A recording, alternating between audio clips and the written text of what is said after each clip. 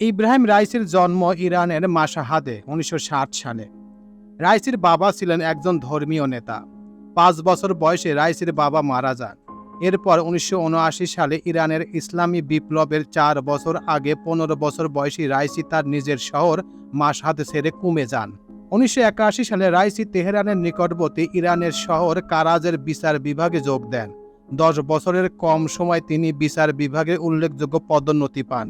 এরপর কনিষ্ঠ সদস্য হিসেবে একটি ট্রাইব্যুনালের সদস্য হন, যাকে বিরোধীরা ঘাতক কমিটি হিসেবে অভিহিত করেন। তো হ্যাঁ ভিউয়ার্স, আজকে আপনাদের সামনে শেয়ার করব ধর্মীয় নেতা থেকে কিভাবে ইরানের প্রেসিডেন্ট হলেন। এই সম্পর্কে অজানা কিছু তথ্য এবং ইতিহাস এখন আপনাদের সামনে শেয়ার করব। তো চলুন মূল প্রতিবেদনে চলে যাওয়া যাক।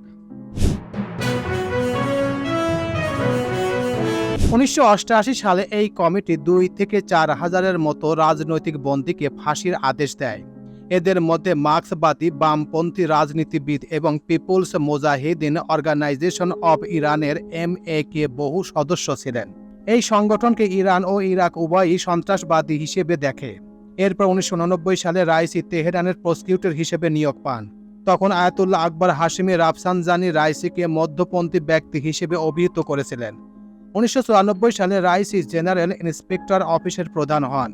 ৬০ বছর বয়সী ইব্রাহিম রাইসি তার কর্মজীবনের বেশিরভাগ সময় সরকারি কৌশলী হিসেবে কাজ করেছেন। তাকে ২০১৯ সালে বিচার বিভাগের প্রধান হিসেবে নিয়োগ দেওয়া হয়। এর ২ বছর আগে অনুষ্ঠিত প্রেসিডেন্ট নির্বাচনে তিনি হাসান রুহানির কাছে বড় ব্যবধানে পরাজিত হন। ১৯৮০-র দশকে রাজনৈতিক বন্দীদের যেভাবে মৃত্যু দেওয়া হয়েছে তাতে রাইসির ভূমিকা নিয়ে বহু ইরানি এবং মানবাধিকার কর্মী উদ্বেগ প্রকাশ করেছেন। ইরান কখনো এই গণমৃত্যুদণ্ডের কথা স্বীকার করেনি। রাইসির ভূমিকা নিয়ে যেসব অভিযোগ তোলা হয়েছে সেই বিষয়ে তিনি কখনো কিছু বলেননি। ২০১৪ সালে ইরানের মহাকৌশলী পদের দায়িত্ব পান রাইসি। এর ২ বছর পর আয়াতুল্লাহ আল খামেনির ইরানের অন্যতম সবচেয়ে গুরুত্বপূর্ণ এবং সম্পদশালী ধর্মীয় প্রতিষ্ঠান আস্তান-ই-কুদ্দুসি রাজাভি দেখাশোনার সব দায়িত্ব তুলে দেন রাইসির হাতে। এরপর রাইসি ইরানের বিশেষজ্ঞ মণ্ডলীর সহ সভাপতি হন। এই বিশেষজ্ঞ মণ্ডলী দেশটির পরবর্তী সর্বোচ্চ নেতা নির্বাচন করে। রাইসি ২০১৭ সালে প্রেসিডেন্ট পদের জন্য প্রতিদ্বন্দ্বিতা করেন। সেই সময় তার সিদ্ধান্ত পর্যবেক্ষকদের বিস্মিত করেছিল। ওই নির্বাচনে আরেকজন ধর্মীয় নেতা হাসান রুহানির প্রথম দফার ভোটাভুটিতে ৫৭% ভোট পেয়ে দ্বিতীয় মেয়াদের জন্য নিরঙ্কুশ সংখ্যাগরিষ্ঠতা পান। রাইসি ৩৮% ভোট পেয়ে দ্বিতীয় স্থানে আসেন। তবে ওই পরাজয় তার ভাবমূর্তি নষ্ট করতে পারেনি এবং ২০১৯ সালে আয়াতুল্লাহ আল খামেনি তাকে দেশটির বিচার বিভাগের ক্ষমতাশালী পদে বসান। এরপরেই তিনি অ্যাসেম্বলি অব এক্সপার্ট বা বিশেষজ্ঞ মণ্ডলীর ডেপুটি চেয়ারম্যান নির্বাচিত হন। বিচার বিভাগের প্রধান হিসেবে রাইসি কিছু সংস্কার করেছেন, যার ফলে মৃত্যুদণ্ডের সংখ্যা কমেছে।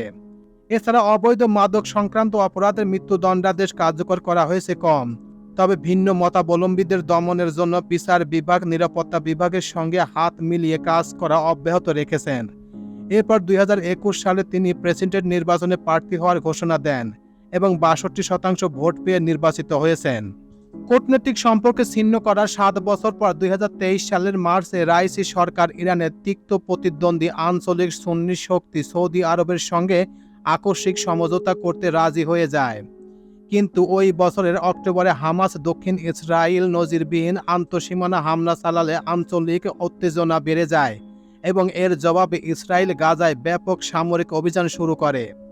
এই সময় লেবাননের হিজবুল্লাহ, ইয়েমেনের হুতি এবং ইরাক ও সিরিয়ার বিভিন্ন মিলিশিয়া সহ মধ্যপ্রাচ্য জুড়ে সক্রিয় মিত্র সশস্ত্র গোষ্ঠী এবং প্রক্সি গোষ্ঠীগুলো ইরানের নেটওয়ার্ক ফিলিস্তিনদের সাথে সংহতি প্রদর্শনের জন্য ইসরায়েলের বিরুদ্ধে তাদের আক্রমণ উল্লেখযোগ্যভাবে বাড়িয়ে তুলেছে।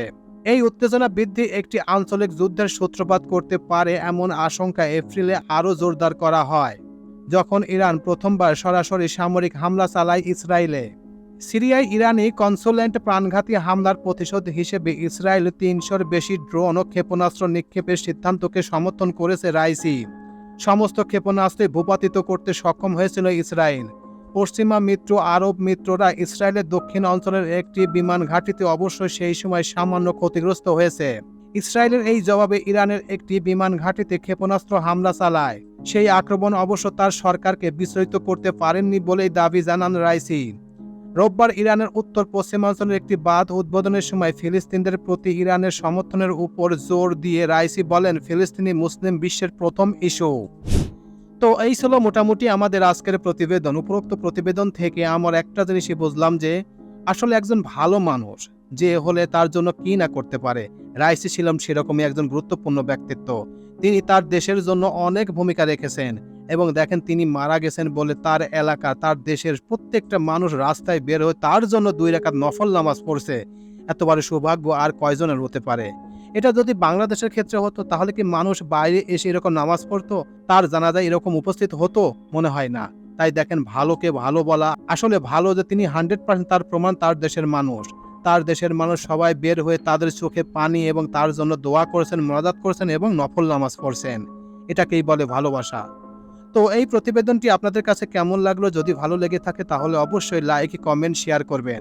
আর যারা এখন পর্যন্ত আমার এই চ্যানেলটি সাবস্ক্রাইব করেন নাই তারা অবশ্যই চ্যানেলটি সাবস্ক্রাইব করবেন। তো সবাইকে ধন্যবাদ জানিয়ে এখানেই শেষ করছি। আল্লাহ হাফেজ।